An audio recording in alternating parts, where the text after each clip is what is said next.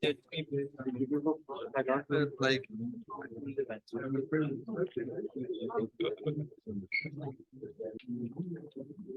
and I will introduce today's speaker. We have Dr. Connell Miller, who received a Bachelor of Engineering Science from Western, as well as a PhD from Western.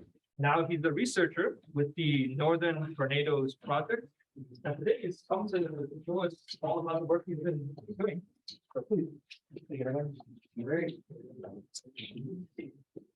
thank you very much. Hello, everyone. My name is Dr. Connell Miller. As mentioned, I am a researcher for the Northern Tornadoes Project, a group that you might be familiar with, at least if you're in wind engineering. Just a quick show of hands so I know what people are working on. How many are structural projects or research thesis? Geotech? Wind? Yeah, environmental? And anything else I forgot?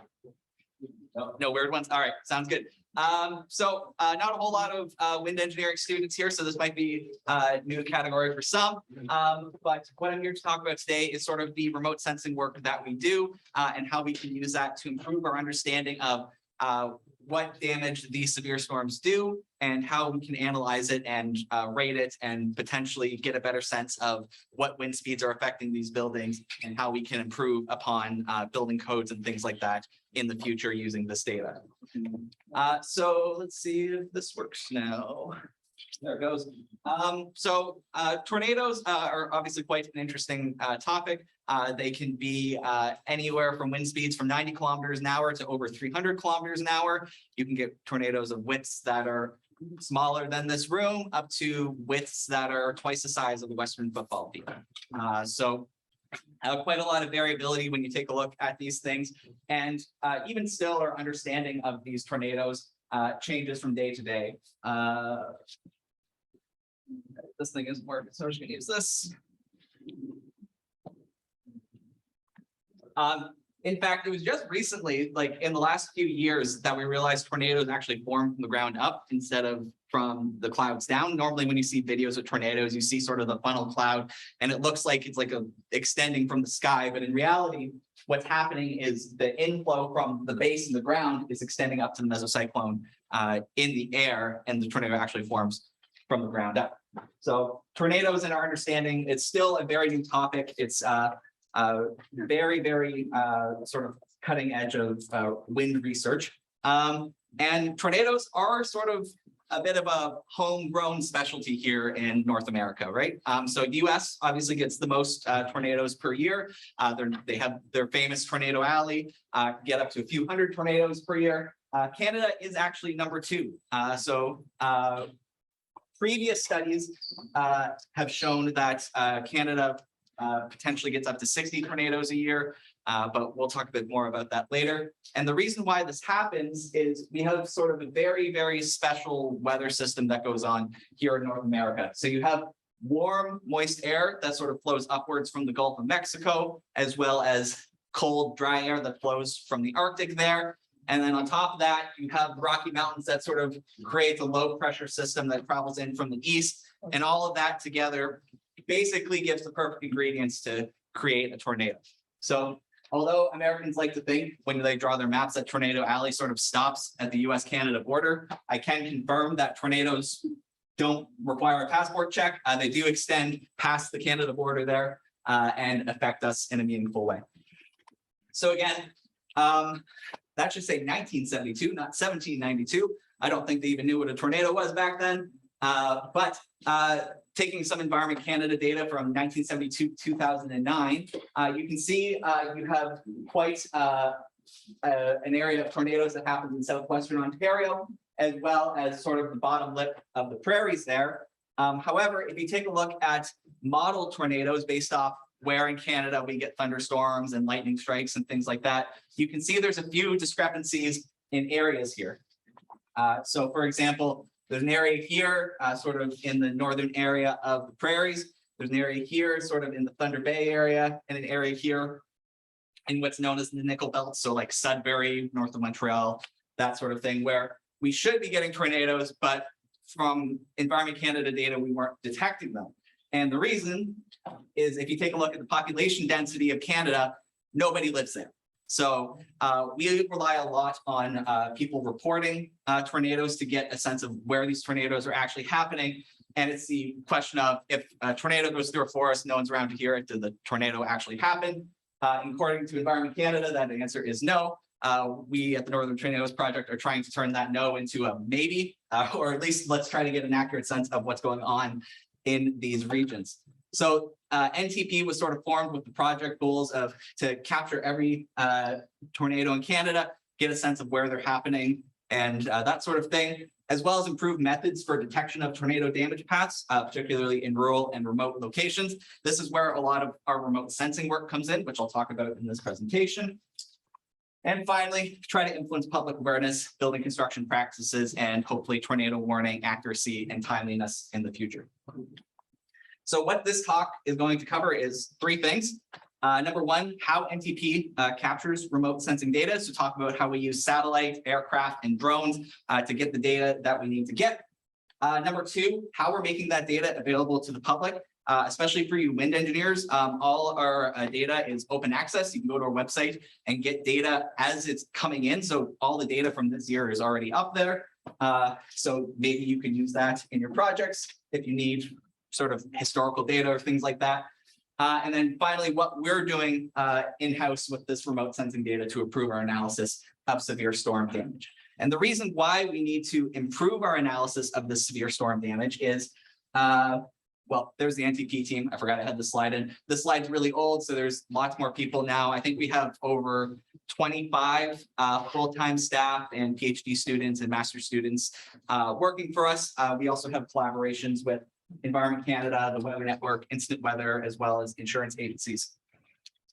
The reason why we need to improve our analysis of severe storms data is because Canada is not very good at measuring wind speeds. So across all of Canada, we have 31 weather stations. Compare that to the US, which is a smaller country that has over 200. So we have a lot of gaps that we're trying to fill in. So we can't just go and take a look at a radar measurement and say, oh, this was 150 kilometers an hour. The way we rate these events is through the EF scale. So essentially what it is we take a look at a piece of structure or trees that have been damaged in a tornado. We take a look at typical wind speeds that can cause this sort of thing, make a judgment based off the construction of the building and the age and other mitigating factors. And then we can rate that building based off the EF scale. So this one, for example, collapse of walls for a small barn or farm outbuilding typically happens at around 155 kilometers an hour, which is an EF1. And then that typically gets taken to the news or whoever wants to report on it. EF1 tornado at 155 kilometers per hour. So that's one of the main facets of the Northern Tornadoes Project. We'll travel across the country to rate these tornadoes. I believe I've been to almost every province to look at tornado damage, as well as Northwest Territories. So we'll go wherever there is tornado damage. So four main ways that we get data for this. We're going to skip ground surveys because we're focusing this talk on remote sensing, but that's where we have someone actually travel to site, take pictures on the ground, and take notes about typical construction practices and things like that. But we also have satellite, aerial, and drone surveys. So we'll start with satellite surveys. So this typically happens for every event that we do. It's sort of the lowest resolution that we can get, so 3 meters per pixel. But you can see here, you can still get a pretty dramatic overview of the tornado. Just an example from this year. So what we tend to do is we tend to get images from before the event and after the event. So this was one from this year, July 24th, length of 56 kilometers, which makes it one of the longest tornadoes in Canadian history. And you can see it almost looks like someone just sort of taken an eraser to the ground and sort of carved out a path through the trees there. So we can get a lot of things from satellite. We can obviously get things like length and max path width. We're also able to get a preliminary sense of the rating based off sort of the width of the damage and the rough percentage of trees that are down. But it's a bit trickier with satellite, and it's a bit experimental doing that, so we don't like doing it. So for events like that, where we have a significant sense of damage there, we'll aim for an aerial survey. So what we'll do is we'll get a company to fly an aircraft over the area, take multiple pictures and stitch them together so we can get this map of damage. And you can see one of our engineers, Aaron, sort of marked out where all the tornado damage was. And for this tornado, Lake Traverse, get a sense of path length, path width, and we get a rating that we're a bit more confident with, because when you zoom in, you can actually see, start to see individual trees where they got knocked down and things like that. We're also starting to automate this process a bit, but I'll talk a bit about that when we get into some of the research that we're doing with this remote sensing data. And then finally, we have our drone surveys. Sort of the lowest resolution you can get with these is about 2 centimeters per pixel. Depending on how high you fly and what camera you use, you can get down to about 0.5 centimeter per pixel. But it tends to get overkill at some point, and just too much data to process on my poor laptop. But we use drone surveys for a few things. So we'll just use regular quadcopters to do things like determine tornado path lengths on site by getting an aerial view of where the start and end point might be. We can use drones to take pictures of inaccessible areas. So this was up in the Ottawa Valley, up near like the rapids where people do the whitewater rafting. You can bet I was not going to climb over to this island to go get pictures of trees. So we use the drone to do it instead. And then finally, gathering aerial photography for an overhead view of damage, or like detailed photos of roof to wall connections. So again, areas where it wouldn't be safe for me to like actually go and take a ground photo, we can use the drones. And if we crash a drone, oh well, it's better than me getting a nail through the something like that. So we get individual pictures with that, as well as videos. This is the Brooks Lake tornado. Or not Brooks Lake, sorry, this is Meadow Lake. One of the biggest tornadoes that we've surveyed, only rated an EF2, but we suspect maybe stronger than that. But some problems with the EF scale, sometimes you can't rate things if you only have certain pieces of damage. So because we only had trees and no structures, we can only assume a certain wind speed. Another thing we can do with the drones is orthomosaic mapping. So what you can do is you can pre-program the drone to fly a grid pattern over an area, let it fly, take thousands of photos, and then stitch it together using software, correct it for things like topographic relief, lens tilt, that sort of thing. And basically you tell it to fly an area, and then you get the result of almost looks like a Google satellite view of an area, just much higher resolution and at actually photos of damage. So instead of using a quadcopter for that, we use a what's called a vertical takeoff and landing drone. So it'll take off vertically and then transition to fixed wing flight in midair. So it basically turns itself into a mini airplane for us. You can see it does it right there. This allows us to fly much further, faster, longer than a typical quadcopter that you can buy at Best Buy, and get much higher resolution images, because we basically have a DSLR camera shoved into that drone. Using pretty cool drones, and it enables us to get like really high research quality data. So you can see there's an example. This is that Ottawa Valley area I was showing earlier that we took with that fixed wing drone. You can just keep zooming in and you can see not only can you tell individual like tree species, but you can tell whether they were snapped or uprooted, sorry, or sort of what condition they were in before, soil conditions, and things like that. So I'm just realizing that that bar is blocking all the text I have down there. That's okay. So this is from Meadow Lake. No, it's okay. It's okay. Don't worry about it. There's not a whole lot going on down there. Okay. Oh, there we go. Okay, great. So this was from Meadow Lake in 2019. So this is just a comparison of like what the satellite imagery looks like. So this is the 3 meter per pixel resolution. Enough to tell that something happened here, but not so much anything else. And then here is, click on this again, there we go. Here is what that looks like from the data, right? So you can actually tell individual trees and get a much better sense of what's going on there. Moving on to how you can use this data. All data that NTP collects is considered open access. So as long as you credit us for using whatever data, there's no access fee, there's nothing that you have to pay. You can just go to our website, which is right there, uwo.ca/NTP, and basically have access to all the same data that I have access to. There's nothing that we sort of hide behind a paywall or anything like that. So for example, this is our dashboard. So this gives a sense of sort of some of that historical data. Basically every tornado or downburst or other wind event that we capture, we throw it onto here, and you can play around with some of the filters here. So for example, if you just wanted to look at the tornadoes instead of downbursts and things like that, you can filter by that. If you wanted to just take a look at a certain year, so for example, in 2021, we had 99 tornadoes, you could do that as well. You can also filter by damage rating. So if you wanted to look at only the really strong tornadoes, you could do that. And then obviously any combination of that.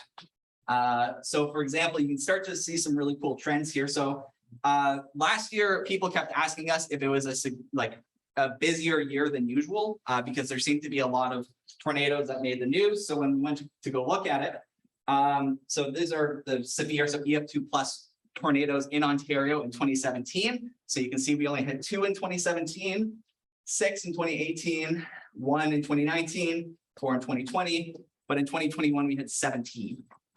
So we were able to say, yes, it's at least in terms of severity, we have much more severe tornadoes last year than we had in previous. I believe this year it's only like 5 or 6 or something. I should have updated that slide, but I didn't. And additionally, we're starting to fill in those gaps in knowledge. So you can see when you take a look at those empty areas, we're at least finding tornadoes where we expect to find them in that Thunder Bay and the Nickel Belt area. We're not really finding any tornadoes up in like Northern Prairie's Churchill area, and we don't quite know why yet, whether it's just not working hard enough on our part, or maybe just the modeling is wrong, but we're still looking into that a little bit. Not only can you look at sort of the big picture and take a look at the map of Canada in terms of the data here, you can actually click into the individual events and see all the photos and damage that are photos of damage that we took here. So this is from the Big Barry tornado that everyone probably heard about last year. Big EF2 tornado went through a very urban area, destroyed a lot of houses and things like that. Made the news because a lot of those houses may not have had nails in their roof to wall connection. So there's a bit of a scandal in that. Might be insurance might be still litigating that one as we speak. But you can do things by like take a look at the different layers and turn them on and off if you want. So like where the worst damage was, all of our ground photos, drone photos. You can also look at them there.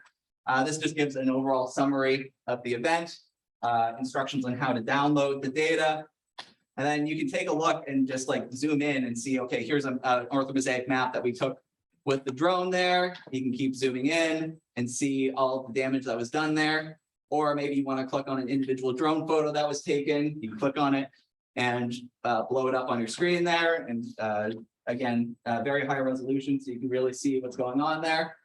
You can see this roof right here that's sort of just slid. That's not how roofs are supposed to fail, which when we went to go look at it, it was because there was no nails sort of in that roof to wall connection. So the wind just sort of blew it a little bit. Normally what you see is like a peeling and tearing of that roof, right? So when we see things like that, we sort of start to think that maybe something had gone wrong.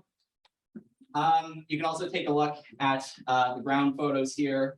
So you can see if you want a view of what the surveyors were seeing on the ground. I believe that's that same house with that roof that sort of just slid. You can see there's a car that's flipped there, other numerous things. I made this just to show what's gone on in the London area for the last few years. Before this year, I was able to say that London had been pretty lucky and not hit by tornadoes. And then this year we got 2 of them at the same time. And that was from that large derecho event. So if you had been following the news at all, I'm sure you've heard the word derecho over and over again, at least for a week after that event had gone through. But for good reason, it was quite the significant event. So there were 4 tornadoes embedded in it. 2 of them happened to be in the London area, lucky us. Max wind speed of 195 kilometers an hour. So the total path length was approximately 1,000 kilometers. So it went all the way from Windsor to east of Quebec City there. Lasted over a period of 9 hours. $875 million in damages and climbing. We believe it'll be over $1 billion once everything is sort of tallied and said and done, which makes it the 6th most costly natural disaster in Canadian history across all natural disasters there. 11 fatalities, which makes it the 4th deadliest wind event in Canadian history. And definitely the most deadly wind event that's not directly tornado related. And then because Quebec to Windsor sort of contains most of Canada's population, 41% of Canada's population was affected in some way by it, whether you lost power or had damage to trees or your building there. So quite the significant event. And you can see sort of there's the extent that this event had gone through there. And based on that, so we get a lot of social media reports and people who will report in to our email form or to Environment Canada, who will then forward it on to us. So we got, I think, over 700 reports. So each one of those dots is a report of someone saying, hey, there's a tree over in my yard. So based off that, I then went out for a week or two across southwestern Ontario. You can see sort of where we surveyed and where we sort of use that information to determine where the strength of that derecho was and create these EF contours. Just talking a bit about the London tornadoes, you can see we are here and we had 2 tornadoes that day, one in the northeast end and one in the south end. So the northeast one, not to completely dox where I live, but I live in that subdivision right there. So a bit too close to home on that one for me. But you can see just some EF1 damage. So lots of trees down, lots of roof damage and that sort of thing. A bit more significant tornado in the south end there. So a warehouse that had its roof ripped off, although we don't believe the warehouse was typically like well built, but that as well as some decent tree damage there on that one. So talking actually a bit about the research part now that I've gone on and on about how we collect this data and what we do with it, what sort of research are we looking into in the analysis sense to try to create different ways to get these wind speed estimates that are separate from the EF scale to allow us to maybe get a better sense of some of these events, because for example, what happens if there's nothing in the EF scale to rate it on? So in the prairie regions of Canada, it's not uncommon for tornadoes to travel portions of its damage width without encountering trees, crops, or structures. Trees and structures are essentially the only thing we can rate the EF scale on right now. This can be a particularly large problem when there's only this visual evidence of vegetation scouring with no other damage indicators on its path. And this is a particularly large problem because for some reason Canadians like to farm in the warm weather or the warm areas of Canada. Who knew, right? But that also typically tends to be where we get most of our tornadoes. So it is a particularly large problem. And if you take a look at pictures we've taken over the years, you can see many examples of crops that have been affected by this sort of damage here. I think, yeah, this is all just from the same year. So, and there's plenty more examples there. So this was the big EF4 tornado that we had in Canada a few years ago. You can see just basically the path of the tornado as it travels along there. So it's like this weird discoloration, but what exactly does that look like? Well, we can use the drone photos that we took to sort of do the whole CSI enhance thing, right? So you can keep going and you can see the discoloration is just caused by like dead prairie grass, right? So what do you do with that as an engineer, right? Like no one, there was no grass health course that I took, right? So the idea is to use remote sensing in both the visible and the near infrared spectrum to determine whether there's a correlation between the level of vegetation damage and the EF scale rating of a tornado. So what I mean by that, there's lots of different vegetation indices you could look at. The most common one is the normalized difference vegetation index. So basically, any image that you have is some sort of combination of a red, a green, and a blue color, right? Every pixel there, it's some sort of combination of those 3 colors put together. You can also go outside the visible spectrum and take a look at the near infrared spectrum here and use the near infrared and the red spectrum to get a health indicator for these plants. So what I mean by that is for a healthy leaf, if you have lots of infrared light that's being reflected, that's because there's lots of chlorophyll in the plant, and chlorophyll likes to reflect near infrared light, so that we can tell it's a healthy plant. Whereas if you have a much higher red value compared to your near infrared value, you can tell, well, it's not doing so well. There's not as much chlorophyll. It's a weird color that it shouldn't be. It's more likely to be a dead leaf. And this sort of ratio, you can start to tell pretty well. It's pretty well established that anything sort of 0.33 or higher is considered a healthy plant, and anything less is considered either a dead plant or something that's not a plant.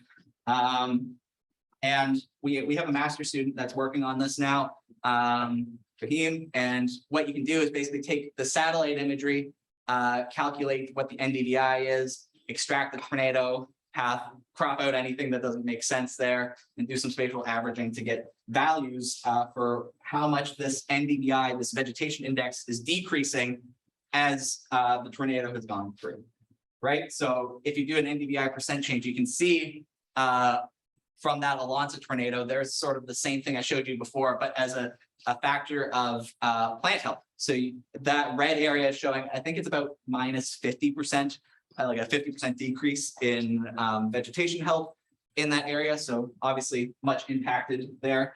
You can see weird things like algae blooms and things like that there, or areas where they happen to like harvest their crop in between when the satellite imagery was taken, which is why you see the weird colorations there. But through that, we're starting to get some interesting results, one of which being sort of, you can always see this like visible scour in the crops there. But when you zoom out on it, it's a very small section of what the actual path width of the tornado is. So can we use that to sort of determine characteristics about the tornado, and hopefully eventually maybe, well, if we can tell what decrease in plant health there is, can we use that to help rate it on the EF scale? Lots of complications there because there's lots of different starting soil conditions, lots of different plants that it could possibly be, right? So there's a lot of work to be done on that, but that's sort of the start of that. Another thing we're doing is starting to do Fujita style aerial analysis. So I showed you some of this aerial imagery. This is the Brooks Lake tornado. This is the widest tornado in Canadian history, so 2.5 kilometers in width. Thank God this was only in like the forested areas and there was no actual structures damaged in this, because if this had gone through like Toronto or something, I think we would have been looking at a catastrophic event, and it would have been rated much higher than an EF2, but that's a conversation for another day. But you can do cool things like this. Again, Aaron, our tree tagging expert, poor guy, might be getting carpal tunnel as we speak. But what you can do is sort of tag the directions of the tree fall and use that to determine things like center line, and use the tornado patterns or the tree patterns to determine the strength of the tornado there. Obviously, we don't want our researchers getting carpal tunnel, so we're looking at creating a machine learning model to automatically detect where these trees are, in what direction that they fell, and run it through these remote sensing images that we get from aircraft. And what we can do is then average out these tree directions and get a large scale average for the event. And you can see just a comparison of the automated analysis versus the manual analysis. We don't, I should have put the numbers up here, but it's about 80 to 90% accuracy in terms of that, which obviously we're happy with, considering the image on the right took about 2 weeks for someone to go through and analyze, and this took an hour. So for the computer to analyze while someone went out and got lunch. So it's we're working on it more, and we're hoping to publish a paper on it soon. But getting a good sense of these automated analysis. On top of that, you can then plug in that automated analysis to a tornado model that we've been working on. And basically what it does is different strengths of tornadoes at different swirl ratios and things like that will create different patterns of tree fall. So from that, if we can plug in the tree fall into a model, we can start to detect what the strength of the tornado was at that transect. Hopefully, eventually it'll be completely automated in that we can just send a drone out or send an aircraft out, fly over an area, automate the tree tagging, and then put it into this model and get a sense of what the wind speeds are. And I think we're really close on this. So that's pretty exciting because there's a lot of tornadoes in Canada because tree fall can only rate a tornado up to an EF2 rating. There's a lot of really, really strong tornadoes that are only rated an EF2. So if we can use this to prove that, hey, maybe the wind speeds should have been higher, it might change what people typically consider as Canada's strongest tornadoes. Another thing we've been working on in the past few weeks and has been the bane of my existence for the last little while is debris flight analysis. So tornadoes like to pick things up and throw them, and typically we haven't been able to do much with that in terms of the analysis, but we have lots of images from drones and things like that showing that these things are happening. So this is from the Atlanta tornado. You can see this isn't seaweed. This is a lake, so it doesn't have seaweed in it. This is all from hay. So hay that's been picked up, thrown into the lake, and then washed back up on shore, right? And we know, we know it all came from this field based off the imagery that we got later. So we know they started about 300 to 1,800 meters away. We know it basically had to clear these trees right here, which are about 15 meters tall. So we know it had to launch, land in the lake, and get washed up after. So we can treat these as boundary conditions and try to use projectile motion equations to model what happens to a hay bale in a tornado. So what you can do is you can model a tornado using typical equations here and get a sense, model it based off the radial, circumferential, and the vertical velocity. And then you can use projectile motion equations and account for the drag and lift forces, as well as centrifugal forces, because, you know, it's spinning, so it wants to be ejected essentially from the tornado, as well as buoyancy forces from the drop in pressure at the center of the tornado. And then you can use Euler's method to solve this numerically. The other problem is the tornado is moving while you're doing that, so you sort of have to account for where your projectile is in position to the tornado as it's moving. And then finally, you can get really fun animations like this, where you can see hay bale being picked up. It sort of falls into the core of the tornado, gets launched, it circles around the tornado for a little bit before getting ejected in a random direction there. See, there it goes, sort of exit the tornado. It doesn't have any more circumferential velocity, so it doesn't really have anywhere to go. You see it drops back down to the ground there. From there, you can start to say, well, we know this is a range of potential starting locations, so we can figure out which trajectories are actually valid. So run it over, basically do a Monte Carlo method on it, run it over a bunch of starting locations, a bunch of probabilities about what speeds actually are happening at the time, and create these sample trajectories. So we've only been working on this for a few weeks now, but we're hoping to go back to previous tornadoes and say, okay, that dumpster isn't where it should be. What wind speeds would have caused that? That car isn't where it should be. What happened to that? Et cetera, et cetera. One final thing, one way sort of we'll be automating damage surveys in the future is through the use of Google Street View cameras. So not only are we automating aerial surveys and getting remote sensing images from the sky, we're going to start getting these remote sensing images from the ground. So someone can wear this as a backpack. I can tell you it's very uncomfortable. It's very heavy. The backpack does not help the weight distribution at all. Or you can more thankfully put it on a vehicle and sort of capture every inch of data, make sure we don't miss anything in our initial analysis, and then hopefully use that for some of our projectile things as well. If you're interested in more info, if I haven't bored you enough by now, there's two main reports you can go look at. So we put out an annual report each year. So this is the one from 2021. The 2022 one will probably come out in February or March of 2023. You can get a sense of what we do each year, some of the big outlying events and that sort of thing. We also have a paper in the American Meteorological Society that sort of gives an overview of what NTP does and sort of the research that we're working on. Thanks for your time. I know not everyone likes coming to civil seminars, so I appreciate you staying and sticking with it. If anyone has any questions, feel free to share them out.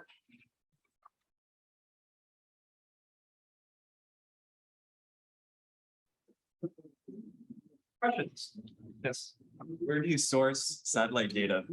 Yeah, so we source it from planet.com. It's a quasi-daily satellite service, so it's daily, but if you have cloud cover and things like that, it's not really that useful. We pay about $15,000 a year for it, but the images that we gather, we have a licensing deal with them that you can download it for free. So anything that's like satellite data that we capture from tornadoes is available on our website, but unfortunately, yeah, you can't just go on and look through it like we can, so. What's the main reason for improved tornado characterization for insurance companies, or are there other incentives? Well, insurance companies would benefit from it. It's a bit of a cynical way of looking at it. I like to think of it as improving building codes is my main goal, because building codes aren't designed for tornadoes at all. So there's improvements that we can make. Like if we, there's a study that was done that showed that if we use a 1/2 inch longer nail on our roof to wall connections, which would cost about $2 to $5 per house, we can increase a roof coming off normally in like a high NDF1 to a high NDF3. So for $2 to $5, you can make that big of an improvement already in the housing. So I like to think improving building codes, as well as if we have a better sense of the climatology of what actually happens in Canada and provide that to Environment Canada, we can improve tornado warnings, both the accuracy and sort of the timeliness of it. We put out a pretty controversial report a few months ago that basically reviewed Environment Canada's tornado warning accuracy. And we found that they only warned people in tornadoes in a timely manner about 20% of the time, which obviously is not great when you have these deadly events. So we're hoping that providing them this data and helping them to improve their models might improve that, hopefully. But yes, insurance probably would benefit as well. Yeah, based on your presentation, I was just curious to know what the chance of like tornado occurring in the Atlantic Canada and like Northern Canada based on your research so far. I know you didn't mention it, but is there any possibility that it's happening, but we just don't know because it's so remote up there? That's an interesting question. So Atlantic Canada, typically the frequency that we see is about 1 to 2 tornadoes per year across like New Brunswick, Nova Scotia, PEI, and Newfoundland. The bigger risk to Atlantic Canada that you probably saw in the news this week is hurricanes, right? Because there's, as climate change affects ocean conditions and particularly ocean temperature, hurricanes will have more staying power as they travel north, and you'll have problems with storm surges and things like that. So we're not super worried that Atlantic Canada is getting a whole lot more tornadoes than we're missing, just because the climate's not as right there. And same with the Northwest Territories, Yukon and Nunavut, things like that. The weather's just not right there. You have basically too much of the dry Arctic air and not enough of the Gulf of Mexico air that gets up there. So it does happen occasionally. We had a heat dome in sort of Yukon, northern British Columbia last year, but sort of beyond those weird weather occurrences, we're not worried that there's a whole host of tornadoes that we're missing up there. Any other questions? Yes. Is it possible to analyze the satellite photos from overseas?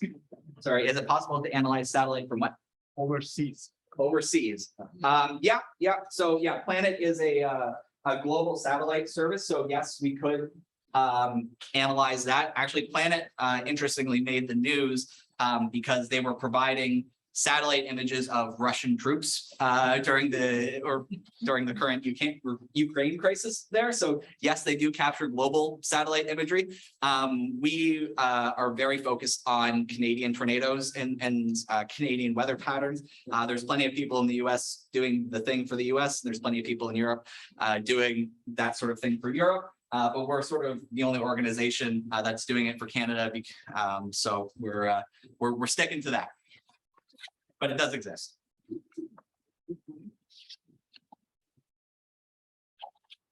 Where do you start to look for the tornadoes like further up north where there's less people?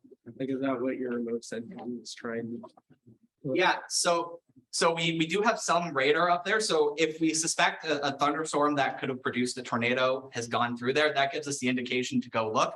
So we have a meteorology team that will go through and basically scour satellite images through the path of that thunderstorm in those areas up north to see if anything's happened there. We also have a PhD student at the University of Manitoba that's working with us that's looking through historical tornado or satellite data to find tornadoes that Environment Canada missed before. And I think she's found like 200 to 400 tornadoes that went missed over the past like 20 or 30 years or something like that. So it's satellite has definitely helped us, especially in those remote areas for sure. You just mentioned about improving the building codes. Yeah. I'm curious to know that is there any other mitigation methods for thunder, thunderstorm hazard? Is there other mitigation for thunder? Mitigation method, yeah. Is there other mitigation? I mean, so when people talk about mitigating from thunderstorm hazard, they don't necessarily talk about the wind from thunderstorm. They talk about sort of like rain entry and things like that. So when rain gets in the house, it causes a whole lot of mold problems. And that's honestly why you see a lot of houses get written off in these severe thunderstorms. It's not because of wind, because you can put cladding or shingles back on, but it's the rain that sort of entered and created mold problems. And it's just easier to tear it down than to build more.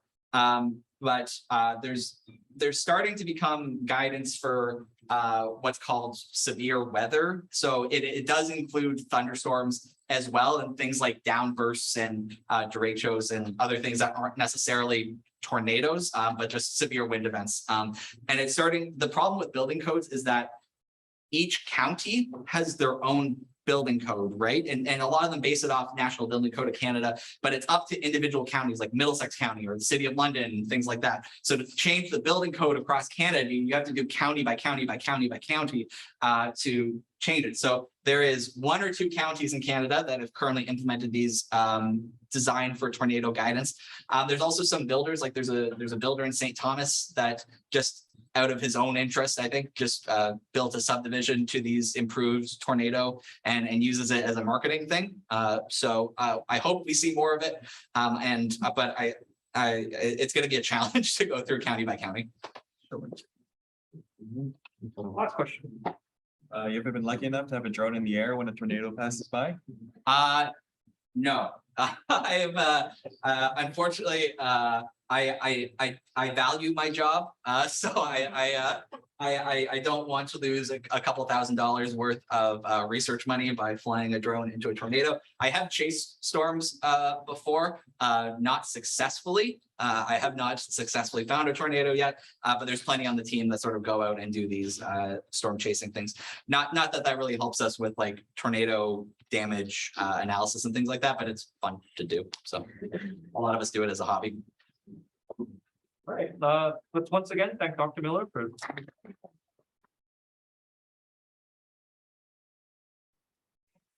We have on the OWL announcement the form for the panel discussion next week, if anyone wanted to submit any questions for the panel, which again is Professor Claire Robinson, Professor Guillermo Fitzwamlak, and Professor Mohammed Zaki. All right, other questions? See you all next week.